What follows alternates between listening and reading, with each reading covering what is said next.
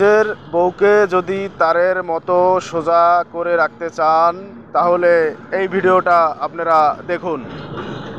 নিজের বউকে যদি তারের মতো সোজা করতে চান তাহলে এই তিনটি কাজ করতে কখনো ভুলবেন না। অনেক দাপটে ব্যক্তির সাথে আমার দেখা হয়েছে জীবনে, তেনারা বলেন যে হুজুর পুরো এলাকা আমার কথা শোনে কিন্তু আমার বউ আমার কথা শোনে না। গত 4-5 দিন আগে বাংলাদেশের এক ইন্সপেক্টর আমাকে কল দিছে, তো তিনি আমাকে কল দিয়ে বলছে হুজুর আমি একটা থানার ইন্সপেক্টর, আপনি প্লিজ আমার কলটা কাটবেন না, আপনার সাথে আমার একটু কথা আছে। কথার শুরুতে তিনি বলছেন যে হুজুর আমার কথায় গোটা থানা ওঠে এবং বসে, বাট আমার স্ত্রী আমার কথা শোনে না, আমি কি করতে পারি? তো এই সেম সমস্যা শুধুমাত্র তার নয়, আপনি দেখবেন যে স্ত্রীর মধ্যে 3টা ভুল জিনিস আছে এবং যেই স্বামী 3টা বিষয় খেয়াল রাখতে পারে না, সে যত বড় দাপটে ব্যক্তি হোক, টাকা পয়সা সম্পদ তার কাছে যদি সব কিছুর অভাব না থাকে, সে যদি ব্যক্তি জীবনে অনেক বড় কিছু হয়, তার স্ত্রীকে সে কখনো সোজা করতে পারবে না বা তার স্ত্রী কখনো তার কথা শুনবে না। প্রথম নম্বর, আপনার স্ত্রীকে যদি আপনি সোজা রাখতে চান, আপনি যদি চান যে আপনার স্ত্রী আপনার বাধ্য হোক এবং আপনার কথা শুনুক, তাহলে সর্বপ্রথম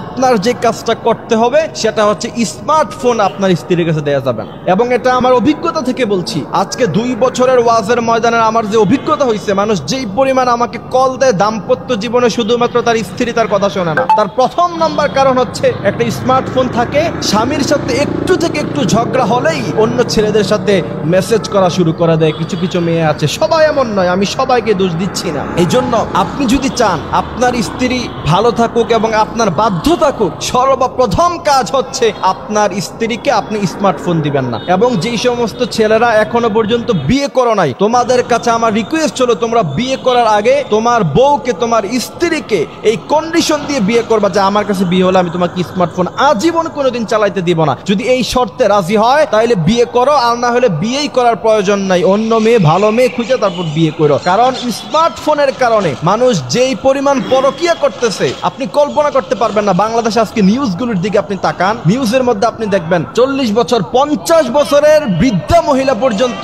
20-25 বছরের ছেলেদের সাথে পরকীয়া লিপ্ত হয়ে যাচ্ছে। সুতরাং আপনার স্ত্রীকে যদি ভালো রাখতে চান, প্রথম নাম্বার কাজ সেটা হচ্ছে অবশ্যই স্মার্টফোন তাকে দেয়া যাবে না। দ্বিতীয় নাম্বার কাজ হচ্ছে তাকে কখনো একা একা শপিং মলে দেওয়া যাবে না। আপনাকে আমি বলতে চাই, আপনি বিজনেসের কাজে হোক, ব্যবসার কাজে হোক অথবা চাকরির কাজে হোক, আপনি যেই পরিমাণ সময় ব্যয় করেন তার থেকে কিছু সময় অবশ্যই আপনার স্ত্রীর জন্য আপনাকে রাখতেই হবে, যদি আপনার স্ত্রীকে আপনি ভালো রাখতে চান।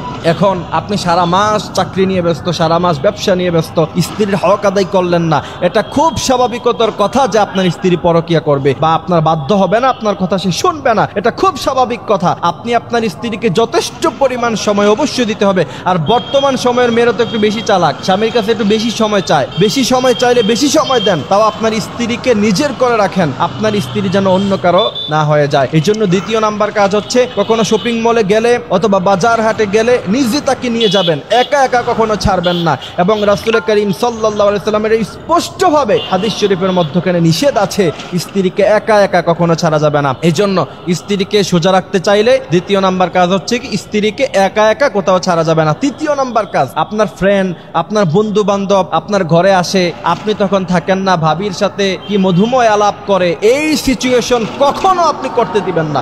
একবার, দুইবার, তিনবার, তৃতীয়বার এটা নর্মালাইজেশন হয়ে যায়, তখন দেখা যায় আপনারই বন্ধুর সাথে আপনার স্ত্রী পরকীয়া করতেছে, আপনি নিজেও জানেন না। এবং একটা জিনিস মনে রাখবেন, একজন স্ত্রীর কাছে যখন দ্বিতীয় অপশন থাকে, যখন তার কাছে এই অপশনটা থাকবে যে আপনার কাছ থেকে সে চলে গেলে আরেকটি জায়গায় তার ঠাঁই হবে, আরেকটি জায়গায় সে যাইতে পারবে, যে যেতে পারবে কি পারবে না অথবা অন্য কোনো লোক তাকে গ্রহণ করবে কি করবে না, ওইটুকু চিন্তা সে করবে না। তার কাছে যদি ওইরকম কোনো রাস্তা থাকে, ওই সময় সে আপনাকে কখনোই মূল্যায়ন করবে না বা আপনার কথার গুরুত্ব সে দিবে না। একজন স্ত্রী যখন জানবে যে আমার স্বামী ছাড়া আমার যাওয়ার কোথাও ঠাঁই নাই, সে যখন এইটা জানবে তখন সে আপনার সব কথা মানবে এবং সে সহজ থাকবে, সোজা থাকবে। কিন্তু তার কাছে যখন হাজারো অপশন থাকবে, আপনি যখন তাকে নর্মালাইজেশন করে দিলেন, সবার সাথে মিশতে সুযোগ দিয়ে দিলেন, তখন সে আপনার কাছে, সে যখন চিন্তা করবে যে আমার স্বামীর কাছে আমি না থাকলে আমি অন্য কারো কাছে চলে যাব, সেই রাস্তা আমার কাছে আছে, তখনই একজন স্ত্রী ঘাড় তাড়ামি করে আর আপনাদের সাথে খারাপ ব্যবহার করে। এই জন্য প্রিয় ভাইয়েরা আমার, বিষয়গুলি বাস্তব অভিজ্ঞতা থেকে বলছি, যদি বিশ্বাস না হয় তাহলে দিনটা ভুল কাজ করে দেখেন যে আপনার স্ত্রীকে আপনি রাখতে পারবেন না, কিছুদিনের মধ্যেই এটার ফলাফল পেয়ে যাবেন।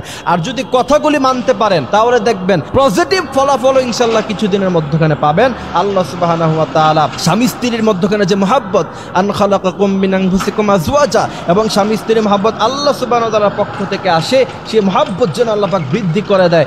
এবং আল্লাহ রাসূল বলছেন, কোন স্ত্রী যদি কোনো স্বামীর দিকে তাকায় মুচকি হাসি দেয়, সেটা নফল নামাজ পড়লে যেই পরিমাণ সওয়াব পাওয়ার কথা সেই পরিমাণ সওয়াব আল্লাহ দেয়। এবং কোন স্বামী যদি স্ত্রীর দিকে তাকায় হাসি দেয়, সেটাকেও আল্লাহ পাক সওয়াবের কাতারে দাঁড়া করাইয়া দেয় এবং আল্লাহ পাক তাদের উপরে খুশি হয়ে যায়। সুতরাং দাম্পত্য জীবনে সুখী হতে চাইলে ইসলামকে পিছনে ফেলার কোনো রাস্তা নাই। ইসলাম মেনে তারপরে আপনাকে দাম্পত্য জীবনে সুখী হতে হবে। আল্লাহ পাক আমাদেরকে এই কথাগুলি বোঝার, মানার তৌফিক দান করুক। আমিন।